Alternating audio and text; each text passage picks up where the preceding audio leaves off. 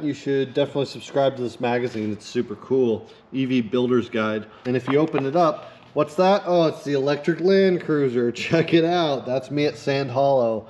And Legacy EV took out this ad, a full page, 2-page, I guess, ad of my full picture out in Sand Hollow, driving the Land Cruiser in the desert. It was super cool. And they're advertising their Nissan Leaf setup. Hello and welcome back to EVSwap. I'm Jimmy and I'm a car enthusiast. I like cars of all types, but here at EVSwap we take cars that are gas and make them electric. So if you haven't seen my videos already, go and check them out from State of Charge and Electrify Expo 2024 here in Denver, Colorado.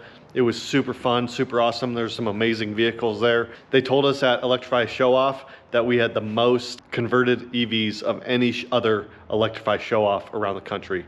And we won the Best Crew Award, so that was super cool.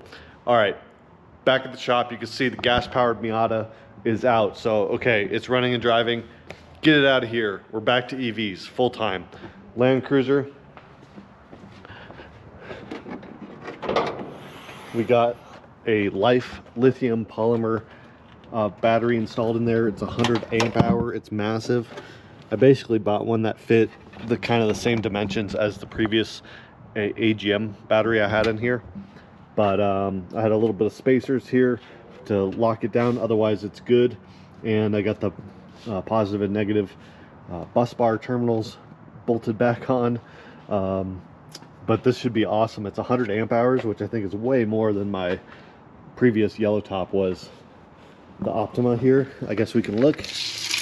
Yeah, it's 75 amp hour rating on this Optima. 75 amp hours in an AGM battery like this is probably more like 40 or 50 amp hours, whereas 100 amp hour LifePo4 you can get, you know, almost 100 amp hours of capacity out of it. So that's the benefit of using a lithium battery like that. Also, this thing, I think it's a 4S battery, but it has an internal BMS.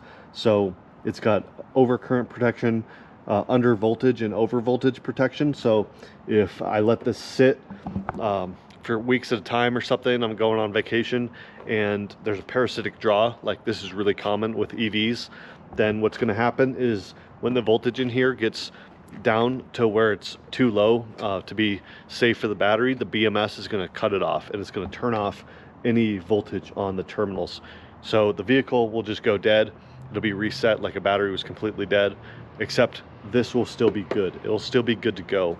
All you have to do is apply a little bit of current back to these terminals and it's going to wake it up and come back alive, and it'll probably even have enough juice to start off right there once you wake it back up. After that goes to the low voltage cutoff.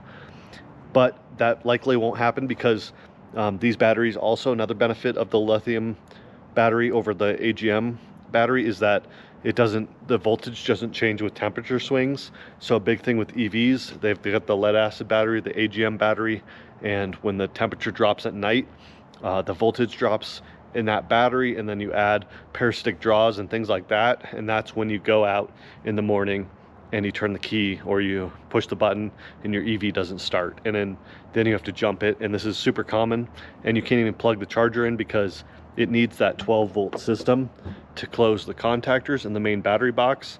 So this battery cannot charge this battery unless this battery can wake this battery up, basically is how it works. So anyway, long story short, this is going to be a huge improvement. Not only do I have way more capacity in the 12-volt system, the voltage is not going to fluctuate as much. I'm going to have a higher voltage more often, and it shouldn't, when the temperature gets cold or I let the truck sit, I shouldn't have it turn off on me. Other than that, the truck's good to go. I have an off-road trip planned in a couple weeks. Actually 2 off-road trips. I'm going to try to do them both. And we're going out to Ouray, Colorado. And hopefully I'm going to try to do Black Bear Pass and then Imogene Pass on the way back. 2 very famous trails here in Colorado. They're not super technically challenging, but they're very, very narrow cliff edge roads where, you know, there's just a sheer vertical drop right off the edge of the road, and they're super terrifying if you're scared of heights like me. but also exhilarating, and the views are breathtaking. You're up there on the mountain peaks and you can see Telluride down in the distance, and it's just so gorgeous up there, especially in summertime. So I'm excited to go take the Land Cruiser. I think I've tested it out now enough that I feel confident on taking it on a high risk road like that. I haven't had a single like issue or malfunction or safety worry while I was out on the off-road trails. I'm actually extremely impressed and proud with how reliable it's been. The brakes, the suspension, the steering, it's just been safe, and I've never had an issue. One thing I thought I might have an issue with is the throttle, uncontrolled throttle inputs, things like that run away, but I've never had that issue. Knock on wood. I'm very impressed with the reliability of the system, the Resolve EV, and the truck so far, which is why I'm willing to take it on those high risk roads like Black Bear Pass. So I'm really excited for that and can't wait to do that. And of course I'll film it and put it here on the channel, so if you haven't, hit the subscribe, hit the like, and tell your friends about the channel. So what else can I say? So Dave has been driving the crap out of his truck. He's put probably over 500 miles on it since the wheels first started rolling, and it's not had any really problems, except that the brake and the gas pedal are still kind of close together. So I'm going to try to maybe move the brake pedal over or move the throttle the other way. Otherwise it's been super good. So he's going to be back in town at the end of the month, end of July, and we're going to put the headliner and the carpet in his truck, and then I'm going to wave goodbye and he's going to drive off into the sunset and enjoy his truck for summertime, and then we'll see how it goes and if he has any issues with it, and go from there. So thanks again for watching another episode of EVSwap. Again, if you haven't seen my videos from State of Charge and Electrify Expo, go check them out. They're on the channel. They were the previous 2 videos. So we'll see you next time here on the channel. Thanks for watching. This uses the Resolve EV controller with the full wiring harness, plug and play. Of course, you get the battery and the motor stack, and with those basic components you can build something like this or something like Dave's Frontier.